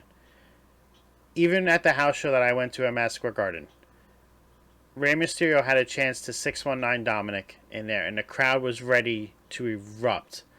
And in the middle of him doing it, he stopped short and was like, I can't. And the crowd just was like, boo, like they wanted him to do it. And I love the fact that they built this story even at house shows. Like, they kept the kayfabe going on throughout everything where he would not hit him until it was time. And that's something they don't always normally do. So I'm happy with that. I'm gonna throw this out there too. I think it goes back to just how effective Dom's his initial heel turn was at Clash of the Castle. Mm-hmm. How do you get over as a heel? What better way to get over as a heel than turning on two of the biggest names in the history of professional wrestling in front of 70,000 people? Absolutely. Right. That was a perfect heel turn. Like, he kicked Edge square in the nuts, his shoe came off, and instead of panicking that his shoe came off, he threw it and just rolled with it. And then he, like, got way to the ground, you know, and, like, it was incredible heel turn, and he's done nothing but get better since. And the way, as much as the crowd hates him, it's not even because they think he's terrible or he's not good at what he does. It's because he turned on one of the most lovable baby faces of all time. And he's an effective heel. He's a good heel. So I'm behind it, you know? I like it. Yeah, 100%. So that being said, we have arguably the most emotional roller coaster of the last year coming to a head Saturday night when it comes down to the Usos, Kevin Owens, Sami Zayn for the undisputed tag team championships. Guys, I don't know about you, but I'm ready for war for this one. Because this ain't going to be no classic wrestling match. There's going to be underhandedness both ways. There's going to be spots. It's going at least 30 minutes. If not longer. But I'm saying 30 minutes minimum for this match. You have so many different angles you can go with it that are showing up here at the end of it. You know, you have Jay, Sammy not trusting it. You have the Jimmy accepting Sammy being the brother Uso kind of bullshit they had going on. Then you have KO just, well, he's fucking KO. Like, he didn't care. He's been after the bloodline for almost 2 years at this point. Like, it's amazing. And, it always seems to come back to Sammy and KO. Always. And we all knew this for months that this was the match that's going to happen. Sammy way too white hot. It shouldn't have been the result for him. But they're still in a feud with the bloodline, and that still gives him that white hot energy because he needs to take down the bloodline. And they've done an excellent job in the last 3 weeks damage controlling what they did by letting Sammy get over as far as they did. And making it believable that, okay, Sammy deserves to be going for this tag team title now. Not against Roman for the main child. Right. My take, very simple. It's KO Mania, baby. Scarlett, you're next. Alrighty, so I want to say that this storyline has had me on my toes. It's one of the things that has actually gotten me into wrestling. Because I saw this storyline, I did my research, I even went back to whenever it was Jimmy and Jay going against Roman, went back and even further whenever Jay was the first person to ever pin Roman Reigns. I've done my research, I've done what I need to, and I feel like the bloodline needs to crumble. And I think that losing the championships is the way for that to happen. Because Sammy put up all that effort and loyalty to Roman, only for Roman to turn his back on him and be like, "You need to hurt your best friend. You need to hurt your brother." Like, that's Tenacious of Roman to do that. Huh? It was tenacious of Roman to do that. I mean, it was. But I feel as though Kevin and Sammy need to take their power back, and they need to get those tag team titles away so that can start the crumble of the bloodline. People say it all the time. The WrestleMania is the crumble of the bloodline, and I want that to happen. I am 100% on the side of that happening because Sammy has done a lot to prove himself. KO has done a lot to prove himself, and they both have done enough to prove that the bloodline needs to come crashing down. because they can all see the fact that everybody is being taken advantage of and not being appreciated, and they need everyone to see that. I'm so ready for this. I am ready for all of this to start a new storyline because it's emotional damage and cute. But I've got my bad, y'all. I've got KO and Sammy 100%. All right, Cam, let's hear you. What you got to say? So the Bloodline era, as Scals once quoted it as, has been fantastic. Obviously, I think they should obviously get like a Grammy for this award-winning performance and all parties involved. It's phenomenal, honestly, it really is. But I think it obviously is WrestleZaynia and KO Mania's time. Those are my picks to win this match, and that's why I think this match needs to go on last and be the main event of night one, because this is probably going to be, if you ask me, this is probably going to be a 35, probably 40-minute match. This is going to be a long, drawn out battle, and I mean you're going to see. You said what? To touch on your point, it definitely deserves the blow off it's going to get. I bet you want to touch on his point and blow it off. Continue. Jesus Christ. You're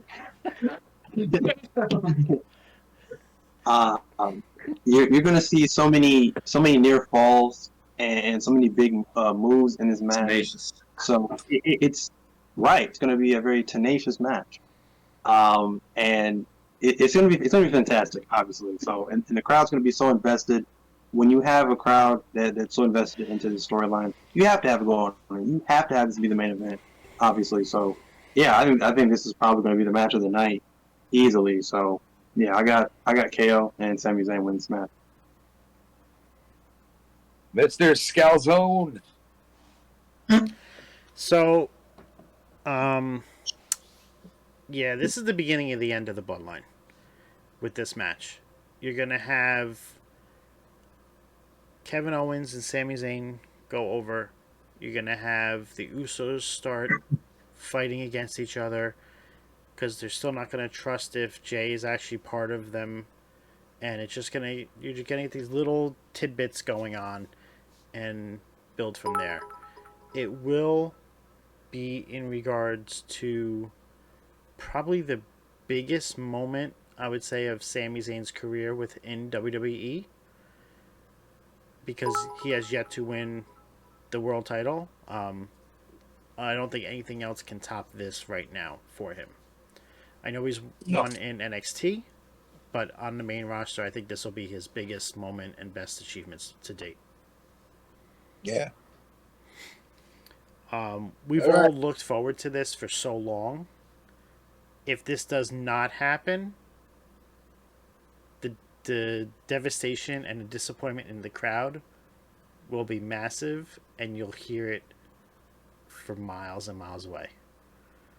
Pro Wrestling Twitter is going to have a conniption. Oh, if you think the IWC is bad now, stay off of Twitter if that happens, or Insta or TikTok. If that blow off doesn't happen, the IWC is going to have a bridge. But Jamie, you're up next. Well, the only thing blowing off is not the IWC, because that's happening in night 2 when Roman Reigns defeats Cody Rhodes and retains. But anyways, we're talking about night one. We're talking about night one. All right, just saying.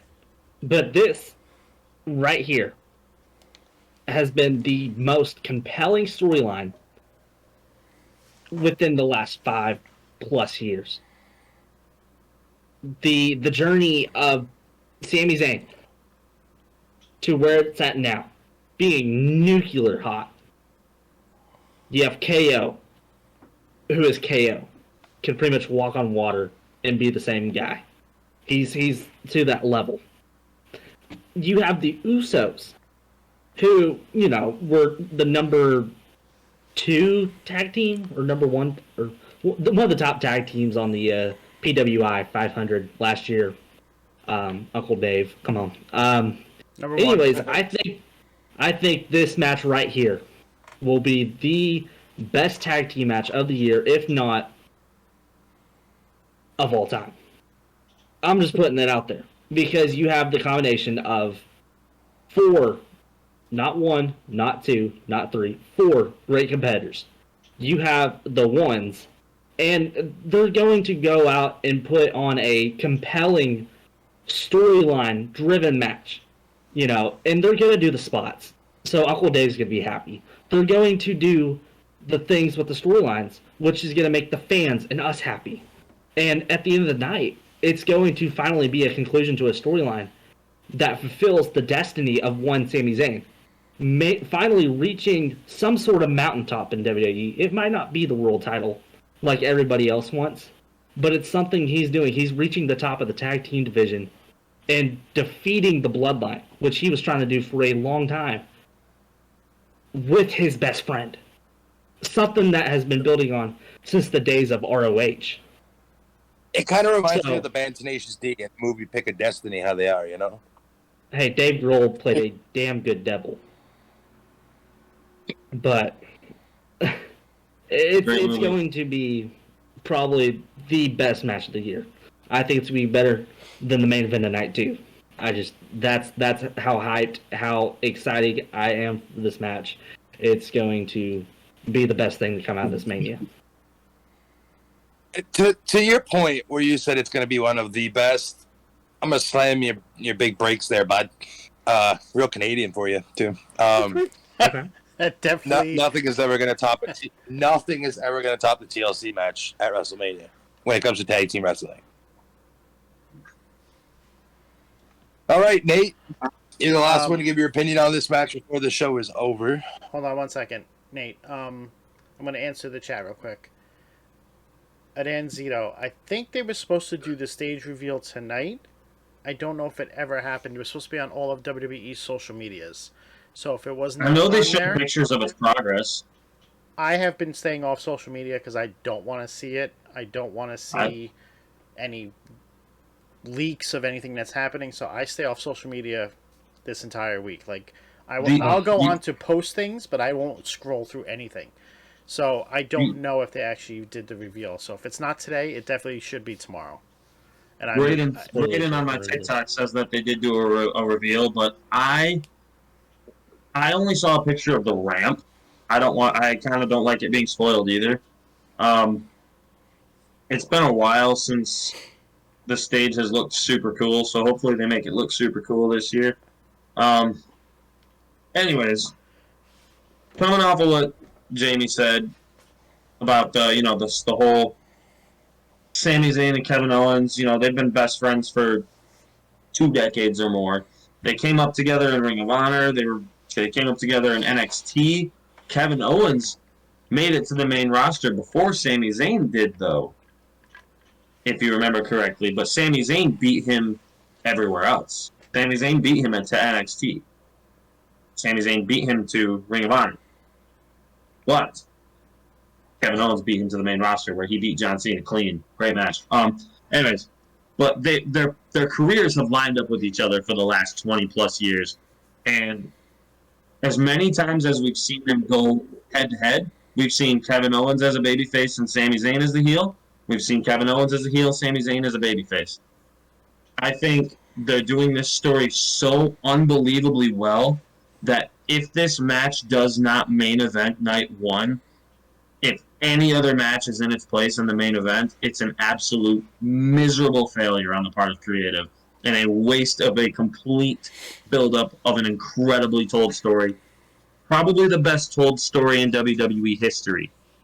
I put it above McMahon-Austin just because McMahon-Austin maybe is the greatest rivalry, sure, but not the best storyline, if that makes sense. Does that make sense to everybody?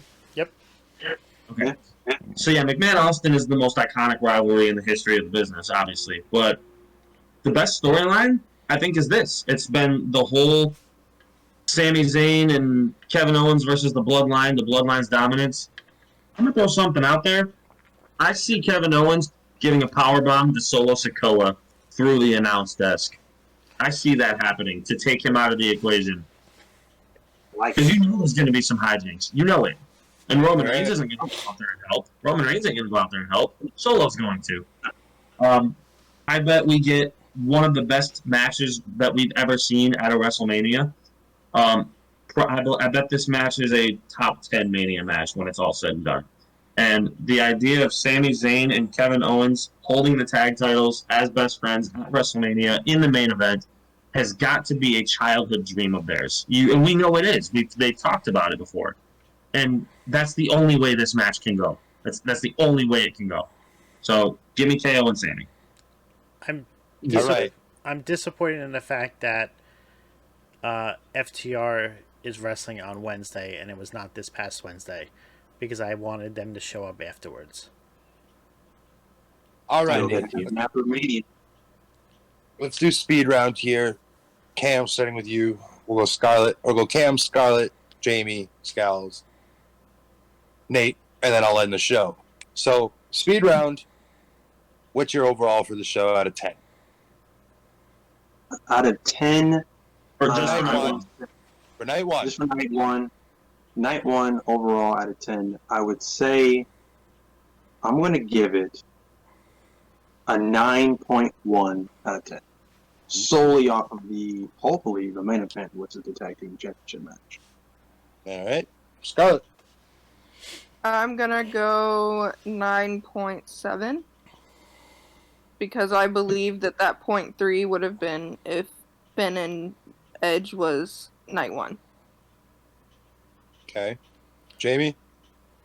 It's going to be a 10, brother. Just because the main event. It's the only thing that's going to, it's a 10. Scowls. So I'm going to temper my expectations a little bit here. I'm going to give it an 8.5. So this way I have room to be excited and not be disappointed if I want it to be a 10 and it only comes out to be an 8.5. I'm a wrestling fan. Disappointment's my middle name. Yeah. Nate? We've had too much of that with WWE lately. Okay. Jamie, I'm a Detroit Lions fan. Disappointment is my first, middle, and last name, okay? I'm Anyways. a fucking Toronto Maple Leafs fan. Yep, at least you guys make it to the playoffs. You just lose in the first round every time. Okay. Fair enough. Anyways. I actually have the same kind of mentality that Scowls had. I'm going to say about an 8.5, if only because I feel like the 6-person tag match is going to hold it back, and the lack of stakes and the lack of reason to care about the showcase match is going to keep it from being anything other than a spot fest. Yes, sir. And I'm sure, granted, WWE has the most stacked roster it's ever had. Ever. Yep. But the storylines are not as crisp as they should be outside of the Bloodline and the Mysterio story. So I don't have a lot of reason to be excited about those two matches. But hey, if they surprise me and tear the house down, I'm fucking for it. Right, that's what we want. So with me, I'm not even going anywhere near any of you. I'm saying 7.5. Very tenacious, yeah. Yeah. Not a Really? stupendous guy. How tenacious of you.